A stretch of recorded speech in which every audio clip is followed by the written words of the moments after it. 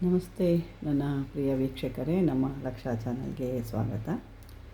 ವೀಕ್ಷಕರು, ಇವತ್ತು ನಾವೊಂದು ಸ್ತ್ರೀ ಸಾಮೂಹಿಕ ಶಾಸ್ತ್ರ ಅಂತ ನೋಡೋಣ. ಅಂದರೆ ಹೆಣ್ಣು ಮಕ್ಕಳ ದೇಹದ ಒಂದು ಮದುವೆ ಆಗುವಂಥ ಗಂಡನ ಮನೆಗೆ ಹೋದರೆ ಯಾವ ರೀತಿ ಇರಬೇಕು, ಅವರು ಯಾವ ಅಂಗಗಳು ಕರೆಕ್ಟಾಗಿರಬೇಕು, ಕಣ್ಣು ಯಾವ ಥರ ಇರಬೇಕು, ಕಾಲುಗಳು ಯಾವ ಥರ ಇರಬೇಕು, ಕಾಲು ನಡಿಬೇಕಾದ್ರೆ ಯಾವ ರೀತಿ ಇರುತ್ತೆ, ಕೈಗಳು, ಈ ರೀತಿಯೆಲ್ಲ ಕೆಲವೊಂದು ಅಂಗಶಾಸ್ತ್ರ ಅಂತ ಅವಾಗೆಲ್ಲ ನೋಡ್ತಾಯಿದ್ರು. ಈಗೆಲ್ಲ ನೋಡಲ್ಲ. ಹಾಗಾಗಿನೇ ಇವಾಗ ಇಷ್ಟೊಂದು ಡೈವರ್ಸಿಗೆ ಬರ್ತಾಯಿದೆ. ಅವಾಗ ಒಂದು ಹೆಣ್ಣು ನೋಡಬೇಕು ಅಂದರೆ ಹೇಳ್ತಿದ್ರು 6 ಜೊತೆ ಚಪ್ಪಲಿ ಸವಿತಿದ್ವು ಅಂತ. ಈಗ ಅದೆಲ್ಲ ಏನೂ ಇಲ್ಲ, ಅವರವರೇ ನೋಡ್ಕೊಂಡು ಮದುವೆ ಮಾಡ್ಕೊಳ್ತಾರೆ.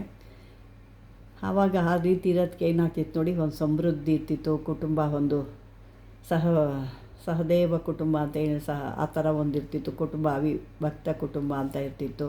ಯಾವುದೇ ರೀತಿ ಗಲಾಟೆಗಳಾಗಲಿ, ಜಗಳಗಳಾಗಲಿ, ಮತ್ತೊಂದು ಮಗದೊಂದು ಈ ಥರ ಬೇರೆ ಹೋಗ್ತೀನಿ ಅದಾಗಲಿ, ಅತ್ತೆ ಮಾವ ಸಾಕಲ್ಲ ಅನ್ನೋದಾಗಲಿ, ಇವೆಲ್ಲ ಏನೂ ಇರಲಿಲ್ಲ. ಎಲ್ಲ ಒಂದು ಅವಿಭಕ್ತ ಕುಟುಂಬವಾಗಿ ಭಾಳ ಹೊಂದಾಣಿಕೆಯಿಂದ ಹೋಗ್ತಿದ್ರು. ಆ ರೀತಿ ಹೆಣ್ಣುಮಗಳಲ್ಲಿ ಬಂದರೂ ಆ ಹುಡುಗಿ ತಂದೆ ತಾಯಿ ಬೈದು ಹೇಳೋರು, ಇಲ್ಲ ತುಂಬದ ಕುಟುಂಬದಲ್ಲಿ ಬದುಕಬೇಕು, ನೀನು ಕೊಟ್ಟಿದ್ದೀವಿ ಅಲ್ಲಿ ಅದೇ ರೀತಿ ಬದುಕು ಅಂತ. ಅಂದರೆ ಹೀಗೇನಾಗ್ಬಿಟ್ಟಿದೆ, ಅಯ್ಯೋ ಅಷ್ಟು ದೊಡ್ಡ ಮೇಲೆ ಅವ್ರಿಗೆಲ್ಲ ಮಾಡ್ಕೊಂಡಿರ್ತೀಯೇನೆ, ಗಂಡಂಗೆ ಕರ್ಕೊಂಡು ಬೇರೆ ಹೋಗೇ ನೀನು ಅನ್ನೋ ಹೇಳ್ಕೊಡೋ ಮಾತುಗಳು, ಬುದ್ಧಿವಂತ ಮಾತುಗಳಿದು. ಅವಾಗೆಲ್ಲ ಆ ಥರ ಬೈದು ತಂದೆ ತಾಯಿ ಮಕ್ಕಳನ್ನ ಗಂಡನ ಮನೆಗೆ ನಿಲ್ಲಿಸ್ತೀರಾ, ಸತ್ತರೆ ಅಲ್ಲೇ ಸಾಯಬೇಕು, ಬದುಕರು ಅಲ್ಲೇ ಬದುಕಬೇಕು, ನೀನು ನಮಗೆ ಹೆಸರು ತರಬೇಕು, ಇಲ್ಲಾಂದರೆ ನನ್ನ ಮನೆಗೆ ಬರಬೇಡ ನೀನು ಅಂತ ಬುದ್ಧಿ ಹೇಳಿ ಕಳಿಸೋರು. ಅತ್ತೆ ಮಾವನಿಗೆ ಹೊಂದ್ಕೊಂಡು ನಡಿ, ನಾದ್ನಿದಿರು ನಿನ್ನ ಅಕ್ಕ ತಂಗಿರು ಅಂತ ಹೇಳ್ಕೊ, ಮೈದಿರು ನಿನ್ನ ಮಕ್ಕಳು ಅಂತ ತಿಳ್ಕೊ ಅನ್ನೋ ಒಂದು ಇದರಲ್ಲಿ ಬುದ್ಧಿ ಹೇಳಿ ಮಕ್ಕಳಿಗೆ ಅವರು ಅವಾಗೆಲ್ಲ ಒಂದು ಚಾಡಿ ಈ ಥರ, ಅಯ್ಯೋ ನಮ್ಮ ಮಾವ ಹಿಂಗೆ, ಅತ್ತ ಹಿಂಗೆ ಅಂದಾಗೆಲ್ಲ ಅವರು ಬೈದು ಬುದ್ಧಿ ಹೇಳೋರು. ಆದರೆ ಈಗ ಆ ಥರ ಎಲ್ಲ ತದ್ವಿರುದ್ಧವಾಗಿಬಿಟ್ಟಿದೆ. ಅದರಲ್ಲಿ ಕೆಲವೊಂದು ಗುಣಗಳು ಕೂಡ ಇರುತ್ತೆ ಹೆಣ್ಮಕ್ಳಲ್ಲಿ.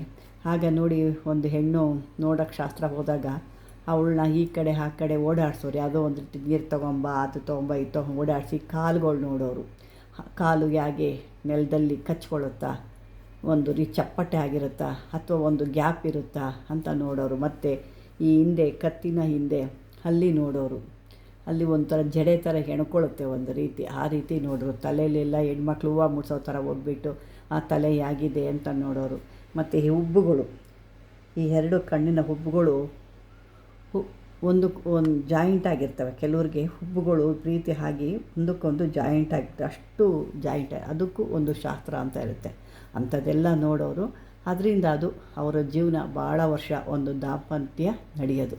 ಈಗ ಅದೆಲ್ಲ ಏನೂ ನೋಡಲ್ಲ. ಹಾಗಾಗಿ ಬೆಳಗ್ಗೆ ಲವ್ವು, ಮಧ್ಯಾಹ್ನ ಡೈವರ್ಸು ಅಂತ ಆಗ್ತಾಯಿದೆ. ಈಗ ಆ ಥರದ್ದು ನಾವೀಗ ಅಂಥದ್ರಲ್ಲಿ ಒಂದು ಸ್ವಲ್ಪ ಕೆಲವೊಂದು ಚಿಟ್ಕಗಳು ನೋಡೋಣ, ಯಾವ್ಯಾವ ರೀತಿ ಇದ್ದಿರಬೇಕು ಹೆಣ್ಣು ಮಕ್ಕಳಿಗೆ, ಇನ್ನು ಮುಂದಾದರೂ ತರೋ ಅಂಥವ್ರಿಗೆ ಅನ್ನೋದು ಒಂದು ಚಿಟ್ಕವಾಗಿ ನೋಡೋಣ. ಈ ಕೆಲವರು ಹೆಣ್ಣುಮಕ್ಕಳು ಅಂಗಾಲುಗಳು ಭಾಳ ಮೆತ್ತಗಿದ್ದರೆ, ಕೆಲವರು ನೋಡಿ ಬರೀ ಮೂಳೆ ಥರ ಇರುತ್ತೆ. ಆ ಬೆರಳುಗಳು ಒಳ್ಳೆ ಹೇಗೆ ಅಂದರೆ ನಾರುಗಳು, ಅಂದರೆ ಮರದ ಬೇರುಗಳು ಬರ್ತಾವೆ ನೋಡಿ, ಆ ರೀತಿ ಬೇರುಗಳು ಥರ ಇರುತ್ತೆ. ಮೆತ್ತುಗೆ ಅದ್ರ ಮೇಲ್ಗಡೆ ಒಂದು ಇದು ಸಾಫ್ಟಾಗಿರೋದಿಲ್ಲ.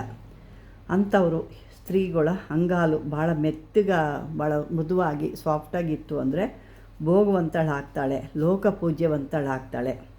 ಅದೇ ರೀತಿ ಸಿಕ್ಕಾಪಟ್ಟೆ ಕೆಲವ್ರಿಗೆ ಬೆವರು ಹರಿತಾನೇ ಇರುತ್ತೆ. ಸಿಕ್ಕಾಪಟ್ಟೆ ಬೆವರು ಅಂದರೆ ಬೆವರು ಮೈಯಲ್ಲಿ ನಿಂತ ತಕ್ಷಣ ಅಲ್ಲೇ ನೀರು ಹರಿತಾ ಇರುತ್ತೆ, ಕೈಯಲ್ಲೆಲ್ಲ ನೀರು ಹರಿತದೆ, ಮೈಯಲ್ಲಿ ನೀರು ಹರಿತಾ ಇರ್ತದೆ.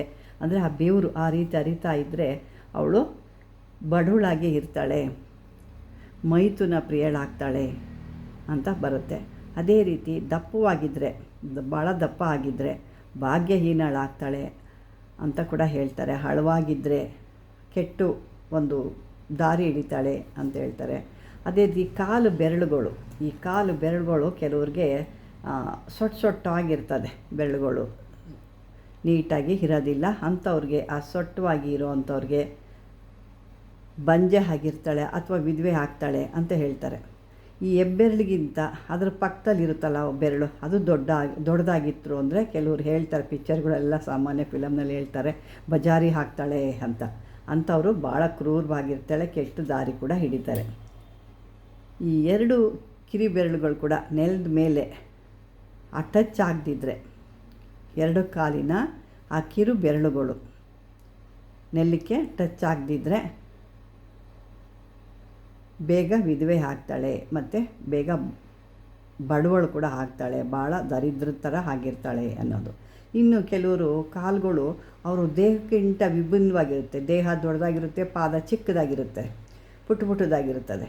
ಅವ್ರ ದೇಹ ನೋಡಿದ್ರೆ ಎಷ್ಟು ದೊಡ್ಡದಾಗಿರ್ತದೆ. ಆ ಕೈಗಳು ಕೆಲವು ಪುಟ್ಟ ಕೈಗಳಿರ್ತವೆ, ಪುಟ್ಟ ಪಾದಗಳಿರ್ತವೆ. ಆ ಥರ ಇರೋರು ಅಂತೂ ಭಾಳ ದರಿದ್ರವಾಗಿರ್ತಾರೆ. ಭಾಳ ಒಂದು ನೋಡಲಿಕ್ಕೆ ದರಿದ್ರವಾಗೇ ಇರ್ತಾರೆ ಅವರು. ಇನ್ನು ಅದು ದಪ್ಪವಾಗಿದ್ದರೆ ಕಾಲುಗಳೆಲ್ಲ ಗಂಡನಿಗೆ ಅರಿಷ್ಟ ಆಗಿರುತ್ತೆ. ಇನ್ನು ಕೆಲವ್ರು ನೋಡಬೇಕು, ಭೂಮಿ ಮೇಲೆ ನಡೀತಾ ಇದ್ದರೆ ಭೂಮಿ ಹದರುತ್ತೇನೋ ಅನ್ನಂಗೆ ಶಬ್ದ ಮಾಡ್ಕೊಂಡು ಹೋಗ್ತಾರೆ. ಆ ಥರ ಹೋದರೆ ಮತ್ತು ಅವರ ಅಂಗಾಲುಗಳು ಏನಿರ್ತವೆ ಅದು ನೆಲದ ಮೇಲೆ ಪೂರ್ತಿ ಊರಲ್ಲ ಅದು. ಆ ಥರ ಇದ್ದರೂ ಕೂಡ ಅದು ದರಿದ್ರದೊಳಗೆ ಇರ್ತಾರೆ.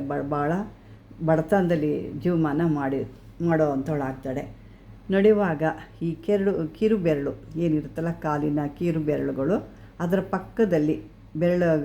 ಪಕ್ಕದ ಬೆರಳುಗಳಾಗಲಿ ಭೂಮಿಗೆ ಟಚ್ ಆಗದಿದ್ದರೆ ಅವಳು ಕೂಡ ಕೆಟ್ಟ ನಡತೆಯವಳಾಗ್ತಾಳೆ.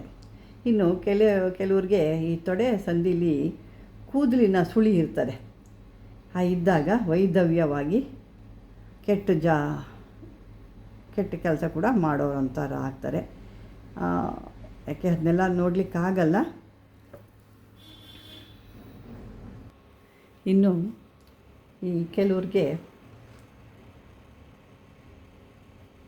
ಈ ತೊಡೆಗಳ ಹತ್ರ ಈ ಎಳ್ಳು ಕಾಳಿನಷ್ಟು ಹುಟ್ಟು ಮಚ್ಚೆ ಅಂತ ಇರ್ತವೆ.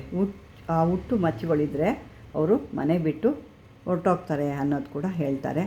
ಸೊಂಟದ ಮೇಲೆ ಸುಳಿ ಇದ್ದ ಥರ ಇದ್ದರೆ ಅದರಲ್ಲಿ ಕೂಡ ಕೆಟ್ಟದೆ, ಅದೆಲ್ಲ ಒಳ್ಳೆಯದಲ್ಲ, ಕೆಟ್ಟು ಒಂದು ನಡತೆ ಹೇಳ್ತಾರೆ. ಸೊಂಟ ಭಾಳ ಸಣ್ಣವಾಗಿದ್ದರೆ ಅದು ಭಾಳ ಪೂಜ್ಯತೆ ಉಳ್ಳವಳು ಆಗ್ತಾಳೆ ಮತ್ತು ಭಾಗ್ಯವಂತಳು ಕೂಡ ಆಗ್ತಾಳೆ. ಸೊಂಟ ಸಣ್ಣದಾಗಿದ್ದರೆ ಭಾಳ ಜನಗಳಲ್ಲಿ ಪೂಜ್ಯತೆ ಉಳ್ಳವಳಾಗ್ತಾಳೆ ಮತ್ತು ಭಾಗ್ಯವಂತಳು ಕೂಡ ಆಗ್ತಾಳೆ. ಅದು ಸೊಂಟ ವಿಪರೀತ ದಪ್ಪ ಇದ್ದರೆ ಅದು ದರಿದ್ರತೆ ಅಥವಾ ವಿಧವೆ ಕೂಡ ಆಗ್ಬೋದು. ಹೊಟ್ಟೆ ಕೂಡ ಸಿಕ್ಕಾಬಟ್ಟೆ ಕೆಲವರು ದಪ್ಪ ಇರುತ್ತೆ, ಆ ಥರ ಇದ್ದರೆ ದರಿದ್ರ ಅಥವಾ ವಿಧವೆ ಕೂಡ ಆಗ್ಬೋದು. ಈ ಕೆಲವ್ರಿಗೆ ಈ ಕಪ್ಪೆ ಅಂತೆ ಹೊಟ್ಟೆ ಯಾವಾಗಲೂ ಹತ್ಕೊಂಡಿರುತ್ತೆ. ಈ ಕೆಲವ್ರು ಹೇಳ್ತಾರೆ ನೋಡಿ, ಏನು ಒಳ್ಳೆ ಕಪ್ಪೆ ಥರ ಹೊಟ್ಟೆ ಇದೆ ನಿನಗೆ ಅಂತ ಕೆಲವ್ರು ಮಾತಾಡ್ತಾರೆ. ಈ ಥರ ಇದ್ದಾಗ ಅವಳು ಅಂದರೆ ಹೊಟ್ಟೆ ಕಚ್ಕೊಂಡಿರುತ್ತೆ ಅಲ್ವಾ, ಹೊಟ್ಟೆ ಕಚ್ಕೊಂಡಿರುತ್ತೆ. ಆ ಥರ ಇದ್ದವ್ರಿಗೆ ಭಾಳ ಒಳ್ಳೆಯದಿರುತ್ತೆ ಇದು.